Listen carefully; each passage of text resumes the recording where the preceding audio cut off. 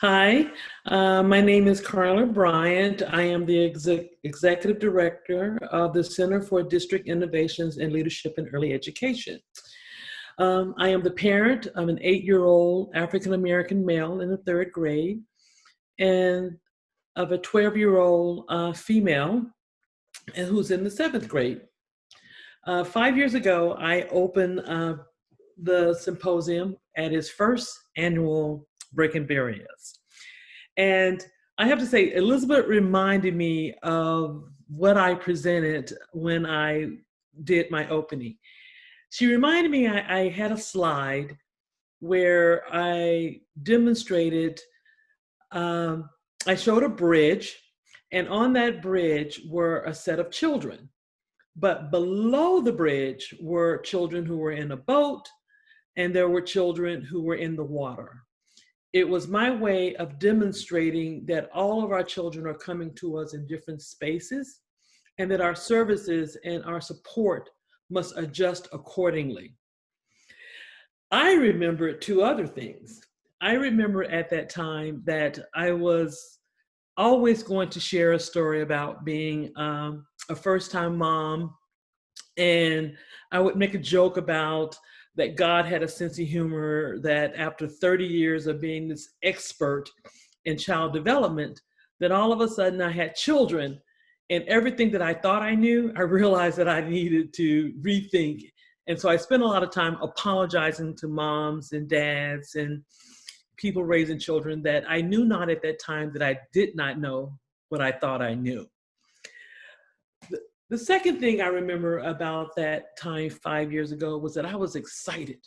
I was excited about seeing groups of people coming from different organizations working together for the common good, for the support of children and families. And there was so much hope in that. Let's fast forward 5 years. And here we are in the middle of a pandemic, climate crisis, fiscal and economic depression, and civil unrest. And the story I have to share about my children is so different from the story that I shared 5 years ago about having my children and the excitement of it. I'm still excited about sharing about my children. But what saddens me is what they're experiencing during this time. Shortly after the George Floyd murder, and it was a murder, my daughter came to me and she asked me a question. She said, "Mommy, when are you going to share with Josiah, when are you going to tell Josiah the story? You know, that thing that you have to share with him." And I was like, being a professional, I wanted to hear what she thought I should be sharing with him. And I said, "Well, what is that thing that I need to share with him to tell him?" "You need to tell him that one day they're going to hunt him." I had to pause. And again, being who I am, I didn't assume that I knew what she meant by that. I said, "Well, when do you think I need to talk to him, give him the talk?" She said, "You have to tell him that he's going to be hunted. And you need to tell him before he's 12.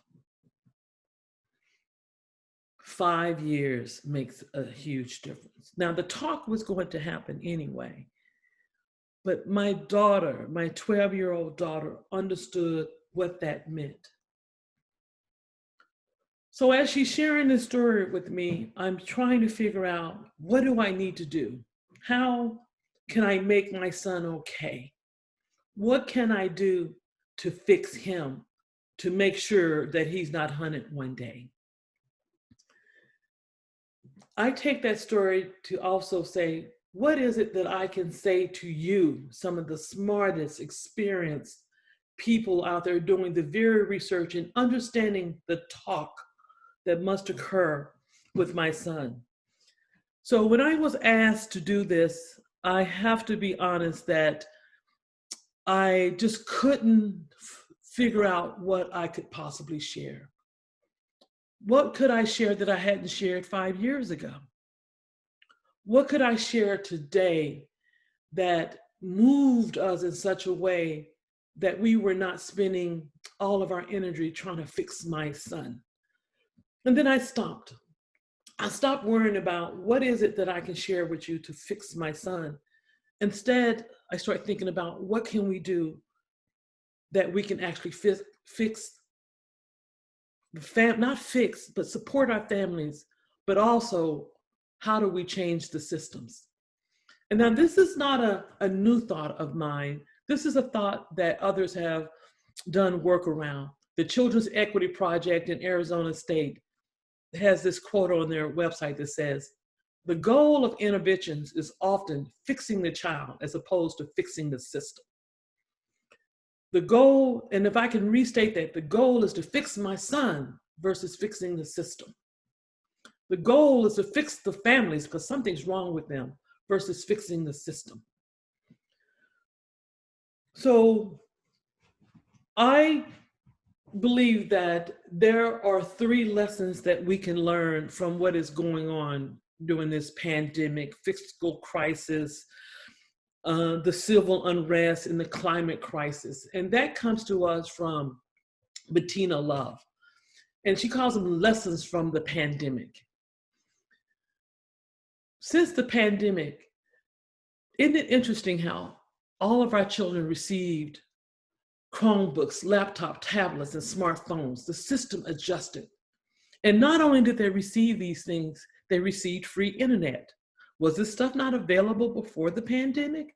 Did we not think our children needed these things? Before the pandemic, teachers were being restricted sometimes to doing things a certain way. But now that we have this unearthly thing, this pandemic, we have teachers who all of a sudden their creative juice is flowing. They're thinking of ways to get information to children in a multitude of things, processes. Parents are now seen and treated as a primary educator. That's what we said out of our mouths, but now because we need them, they are seen that way. And if you can bear with me as I'm thinking about Bettina saying that, I will share with you my experiences. When I show up at the table as the expert, there is one type of conversation that occurs. But as soon as I share that I'm also this parent of children who may need support, then I can see the professionals in the room shift with me. I can see sometimes they're asking, well, what did she do wrong? How could she have done it differently? And they start to question your competency. If this happens to me, can you imagine what's happening to our parents? But right now, because of the pandemic, we need them. The other thing that is starting to occur because of the pandemic, and this is actually a quote that comes from the Georgia State Superintendent of Education. She says, now we are leading with compassion versus the idea of compliance. We're thinking about the needs of the family to actually implement the type of instruction we need to do or should be doing with the family. The pandemic has absolutely been one of those things that has been awful, but what do we do? What are the lessons we learned from it? The first lesson we learned is that the system can make changes. The system can make changes. The second lesson we've learned, and these are, what's interesting, these are lessons we already knew, but these are the lessons that I want to highlight. The second lesson is that the importance of the whole child. I have to publicly thank Richard for sending me some ideas about what I could possibly say to you. And one of those ideas he shared was, and I'm going to actually read it, wholeness and healing can't come from the systems which remain fragmented and siloed. Communities beset by poverty are impacted first and worst when systems are ineffective. One of the largest indicators of our fragmented systems is the overrepresentation and the underutilization of care in our communities of color. I think that statement just stands on its own. So the second lesson I want to reiterate is that this is about the whole child. And you cannot talk about the whole child without talking about the family. The third lesson we learned is that there is a way forward. And we can look to programs, processes, projects in our own community. And I would like to just highlight one. You can look to the Advancement Project, who work with a lot of organizations to think about how do we do this in a way that is equitable, but at the same time, it creates a system in which we can do this. And that's the Advancement Project. But I will add just a piece in here about how the Advancement Project does this work. They position themselves as a co-conspirator.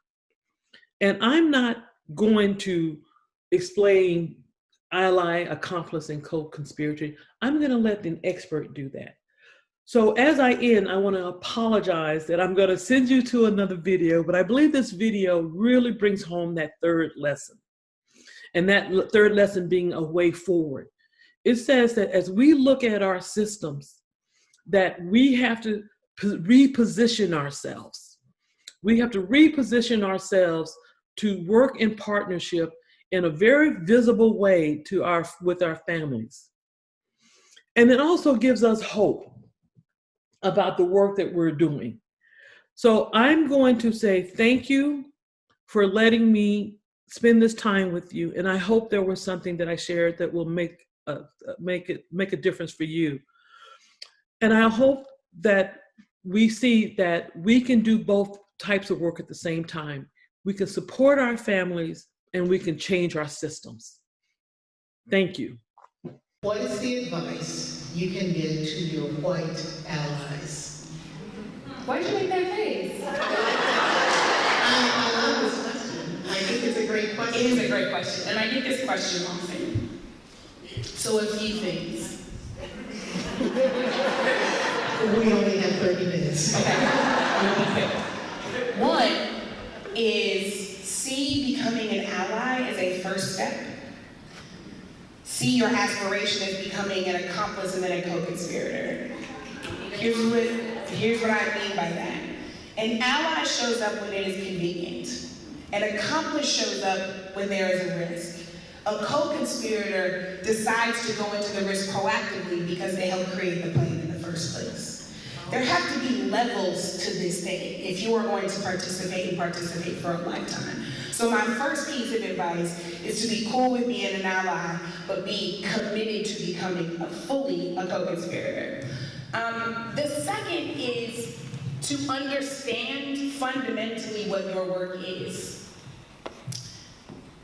There is, I'm trying to remember who said it and I can't remember, but someone said if you are trying to help out on an issue that you don't know about, listen for a year before you go and engage. And then when you do go engage, ask permission from the community that is most affected by that problem to be engaged. Often we come with an unintentional savior complex that says, I've got the education, I've got the money, I've got the background, I've got the professional experience, so of course you want my help. Of course I know better than you. Of course I can set the agenda and then expect you to follow it. That is a surefire recipe for disaster. It is a surefire recipe to actually enact more harm than you do good, because you are using your privilege to silence the very people who should be leading the work. All the time in education, when we talk about educational inequity, my leaders are not these really great people who went to Harvard Business School and have a plan. My leaders are students. My leaders are parents. My leaders are influencers of students who day in and day out experience the trauma of schools, experience what schools do right and what schools do wrong. And if the vision that they have has a role for me, then it is my job to go and play that role.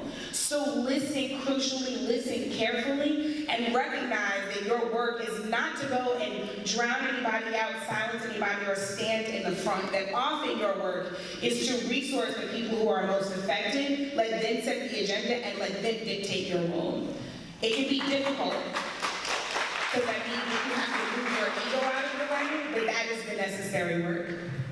Beverly Daniel Tatum, who used to be the president of Spelman College, is a really fascinating illustration for this. And she talks about a moving walkway. walkway. She talks about oppression, racism, any kind of systemic oppression you can think of as the moving walkway. And on this moving walkway, there are 4 groups of people. The first group of people are the people who are running in the direction of the moving walkway. These people benefit from the system of oppression. They do not question or interrogate the system of oppression because it makes them comfortable, it preserves their privilege. They have no interest in dismantling. Those folks are, you know, that guy in the White House. That's the people in group number 1. Group number 2 are folks who realize this moving walkway is actually moving in a pretty terrible direction. So I'm gonna stop. I'm not gonna run, I'm gonna walk. And I'm not gonna enthusiastically move in the direction of oppression, but I'm not really going to do a whole lot to turn around or convince other people to turn around either. Those are the people who passively are, those are the folks who are tacitly raised. Those are the folks who think they're giving me a compliment when they tell me I'm articulate. As if it's a surprise. And you know my mama, she is smart, so am I. So that is group number 2, right? Group number 3 are folks who realize, you know what, this is going in the wrong direction. This is terrible, I'm gonna turn around. And they're standing still. They're turned around on the walkway, but they're standing still. They're not doing anything to create an oppositional force to start to move the walkway in the other direction, right? The aspiration has to always be in group 4. The people who start to walk, crawl, run, jog as fast and as hard as they can in the other direction and get other people to do the same, start getting other people to turn around and say, run with me in this other, we don't want what's over there, we want what's back, we want what's over here. Those folks can create the collective oppositional force that actually moves things in the other direction. That requires you to be honest with the other white people in your life. That requires you to take all of that information that you have read in those good books and that you have gotten from these informative meetings and share with other people, some of whom are like-minded and some of whom are not. Some of whom are going to like your post on Facebook and some of whom are going to want to argue with you. Being unafraid of the backlash that you will get for being honest about the way that things are is one of the risks that you're going to have to take if you actually want to be not just a good white ally, but a good white accomplice and co-conspirator. Because the risk that you are taking pales in comparison to the risk that marginalized people face every single day. So you have to make the decision to see the challenge and go toward it. So aim to be an accomplice and then a co-conspirator. Be willing to do the hard work and run in the opposite direction. And be willing to recognize that your work is not actually to be in front, but to be behind, beneath, below, supporting the work and pushing others forward.